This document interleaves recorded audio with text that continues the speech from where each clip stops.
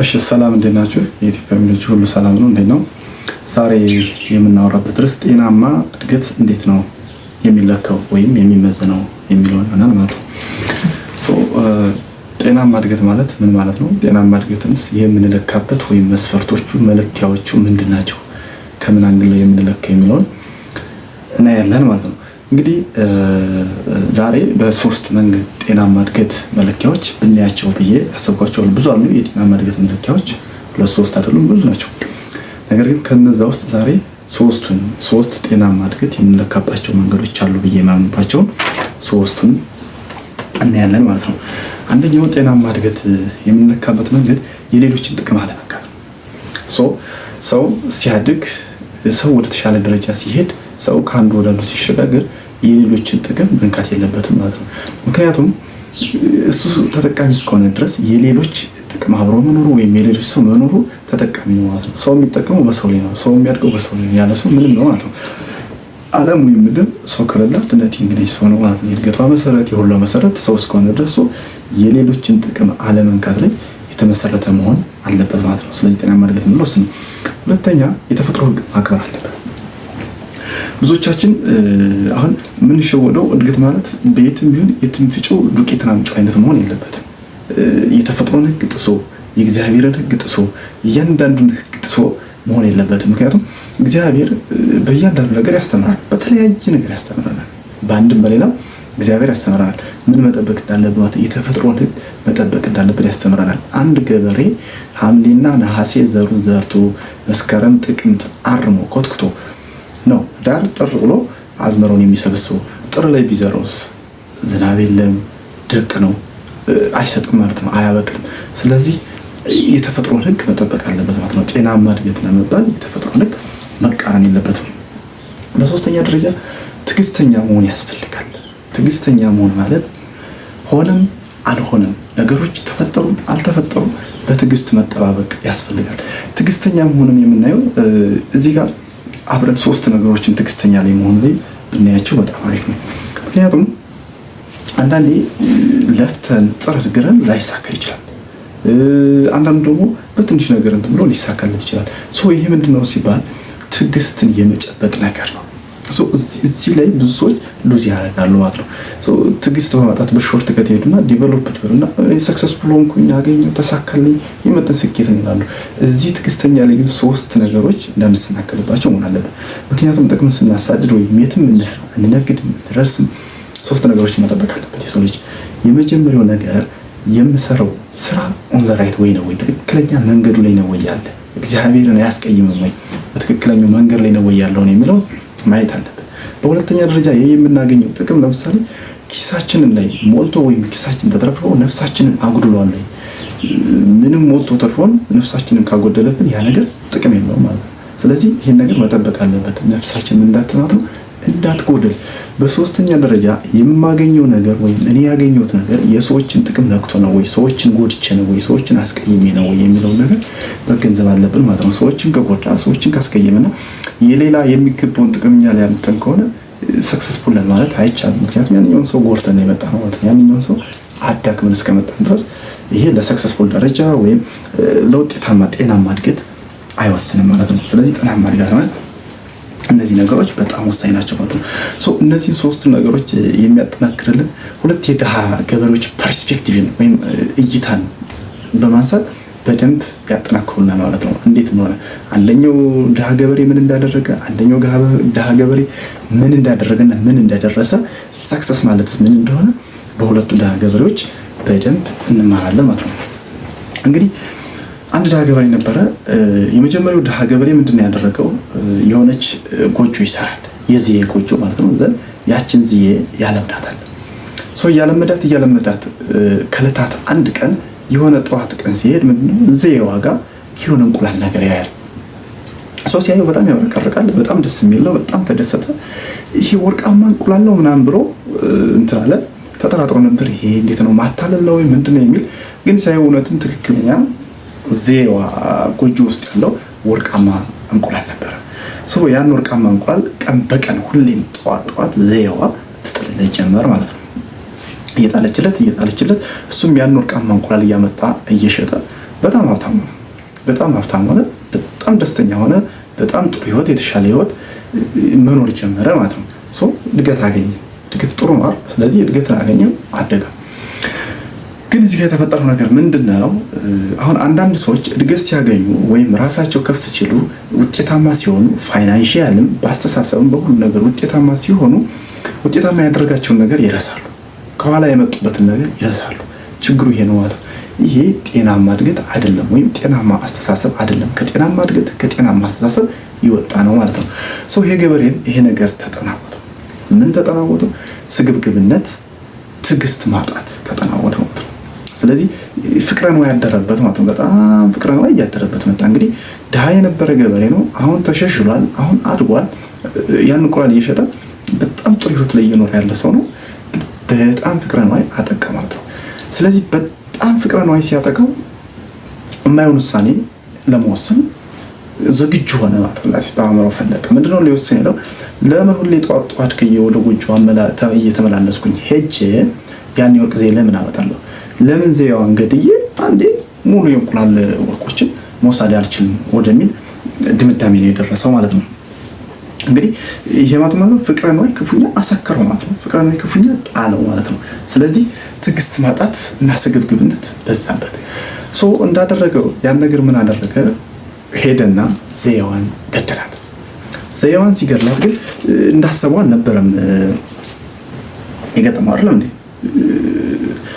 ሞመንቱ ትክክል አልነበረም። ዘያዋ ምን የላትም ነበር ማለት ነው። ሙሉ አንድ ራሱ አልተገኘባትም። እንኳን ሙሉ ያለ ሁሌ የሚመላለስበትን አንድ ሙሉ ለማግኘት ይቅርና አንድ የወርቅ እንቁላል እንኳን ሊያገኝ አልቻለም ማለት ነው። እዚህ ታሪክ ላይ እንግዲህ ሁለት ነገሮችን መረዳት አለብን። ለእድገት ወሳኝ ወይም መሰረት የምንላቸው ሁለት ነገሮች ነው። የመጀመሪያው ነገር የተመረተው ወርቅ አዎ አስፈላጊ ነው። ለሷም ቀለብ ለማዘጋጀት፣ ለሱም የተሻለ ህይወት ለማለት አዘጋጅ ነው። ሁለተኛ ደግሞ ዘያዋ አዘጋጅ ነው። እኛ እንድናድግ፣ እኛ ከፍ እንድንል፣ እኛ ወደ ተሻለ ደረጃ ያ ድሃ ገበሬ ወደ ተሻለ ደረጃ እንዲሄድ፣ ከፍ እንዲል፣ ኑሮው እንዲቃና፣ ቤተሰቡን እንዲመግብ የዘያዋ መኖር ጥቅም ነበር።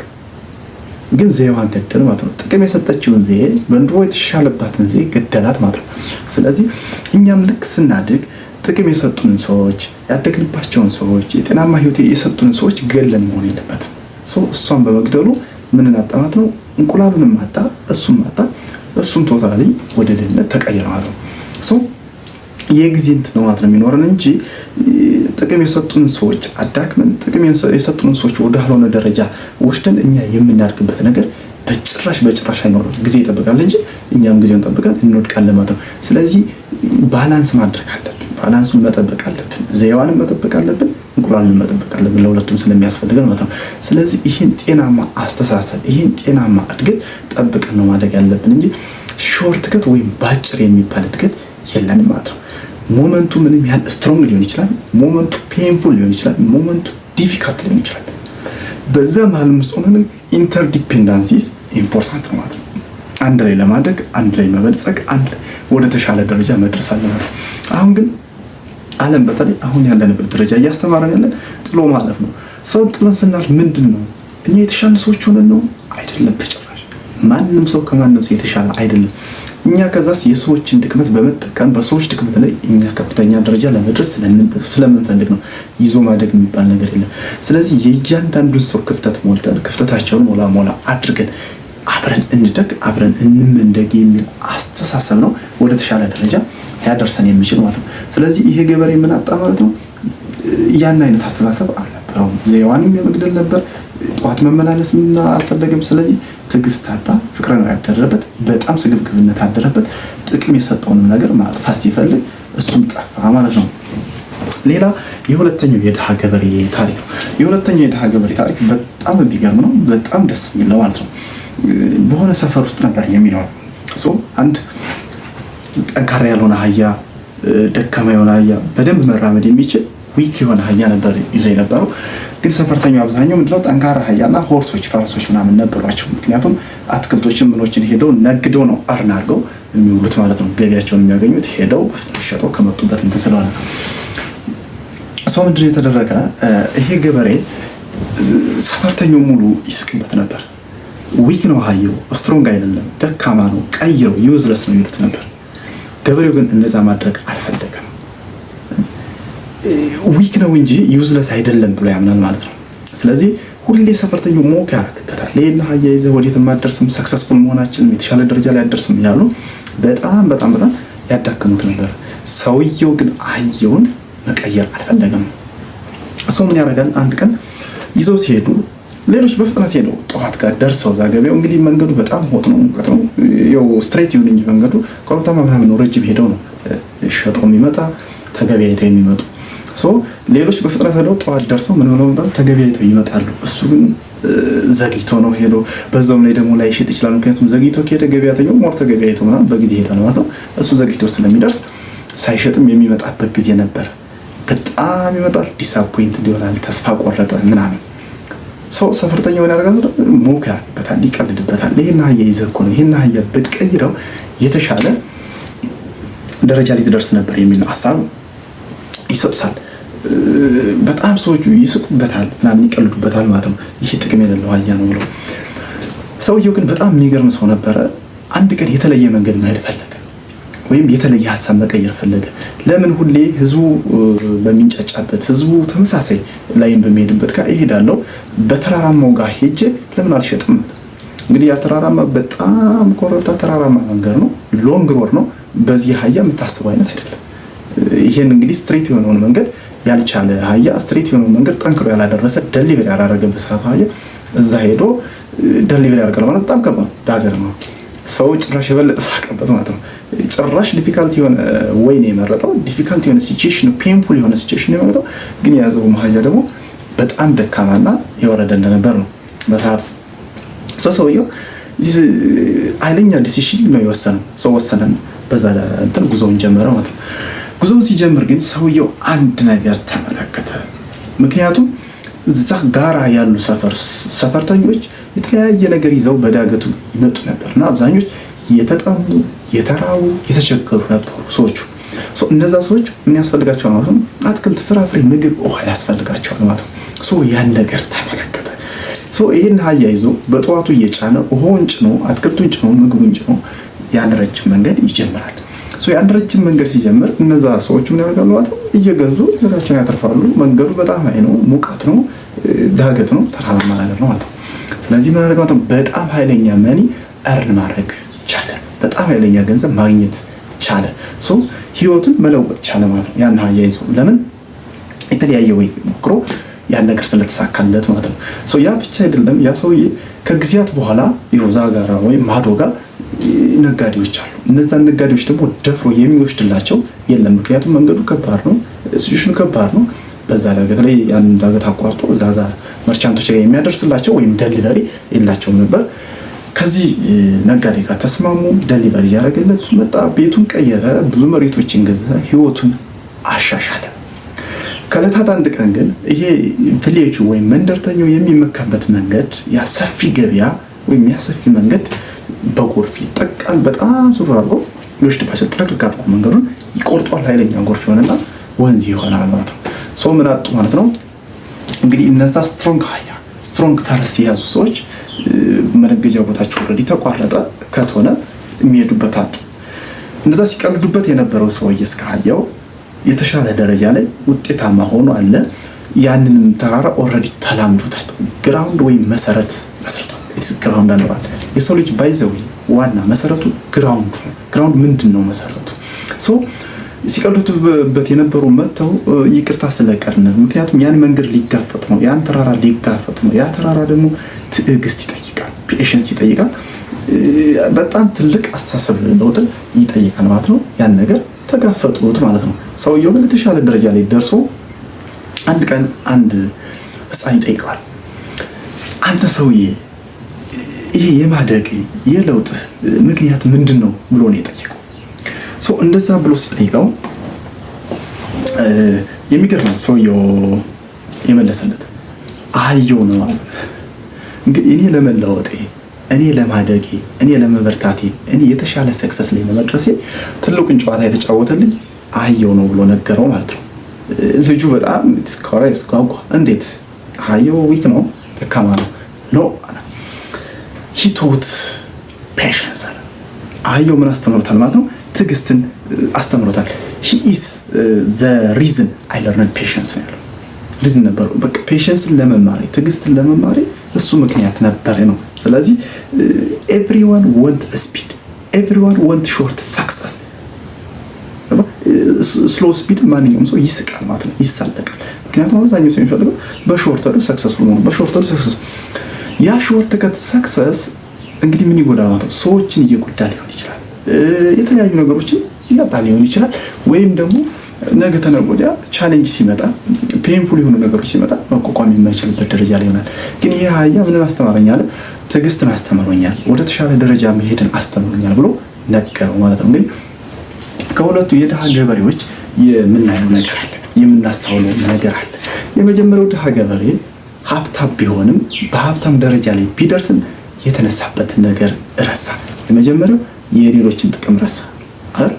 እንግዲህ መጀመሪያ ስንነሳ ጤናማ አስተዳደግ እነዚህ ሶስት ነገሮችን መጠበቅ አለበት ብለናል። አንደኛ የሌሎችን ጥቅም አለመንካት፣ የተፈጥሮ ሕግን መጠበቅ፣ ትዕግስተኛ መሆን ነው። የሌሎችን ጥቅም የዜዋን አልጠበቅም፣ ዜዋን ገደላት ማለት ነው። ስለዚህ ሁለተኛ የተፈጥሮ ሕግን አልጠበቀም። የተፈጥሮ ሕግ ለምንድን ነው ያልጠበቀው? ዜዋ ግዴታ በአዳር ነው አይደል የወለደችው። አዳር አንድ ቀን አድሮ በነጋታው ነው ያን እንቁላል ሊያገኝ የሚገባ። ሶ ያን በትዕግስት ጧት እየሄደ ነው መሰብሰብ ያለበት እንጂ በአቋራጭ ገሎ ሊያገኝ አይገባም ነበር። ሶ እዚህ ጋር ትዕግስት አልነበረውም ማለት ነው። ሁለቱንም አንድ ላይ አጣማት። ይሄኛው ገበሬ ግን አንደኛ አህያውን እስከ መጨረሻው ድረስ እስከ መጨረሻው ድክመቱን አልተጠቀመበትም። ይሄ ድክመቱ ብሎ አልሸጠም። ድክመቱ ብሎ መሸጥ ይችላል እኮ ሸጦ ሌላ መቀየር ይችላል። ድክመቱ ጭራሽ ትዕግስት አስተማረው፣ የሀብትን እንትን አሳየው ማለት ነው። ስለዚህ ከሁለቱ ገበሬዎች የምንማረው ይሄ ነው። ሾርት ከት እድገት የሚባል የለም። ሰውን ጥሎ እድገት የሚባል ነገር የለም። ተያይዞ ነው እድገት። መተሳሰብ አለብን፣ መፈቃቀር አለብን። ወደ ተሻለ ደረጃ መሄድ እንችላለን ማለት ነው። ስለዚህ አንድ ላይ ማደግ እንችላለን። አንድ ላይ ወደ ተሻለ ደረጃ መድረስ እንችላለን። ይሄን መያዝ ሲገባን ግን አቋራጭ ነገሮችን ተከትለን የሰዎችንም ጥቅም ጎርተን እኛንም ጎርተን የምናመጣቸው ጥቅሞች የምናመጣቸው ሰክሰሶች የምናደርጋቸው ነገሮች ጤናማ እንዳልሆኑ ማወቅ አለባችሁ ማለት ነው። ስላዳመጣችሁኝ በጣም አመሰግናለሁ። ኔክስት ደግሞ በሌላ ርዕስ እንገናኛለን። ሰብስክራይብ፣ ላይክ እና ሼር እያደረጋችሁ አበረታቱኝ። በተለያየ ነገር እመጣለሁኝ። አሁን አዲስ ስለሆንኩ ነው፣ ለሁሉም ነገር አዲስ ነው። በደንብ አግዙኝ። አመሰግናለሁ።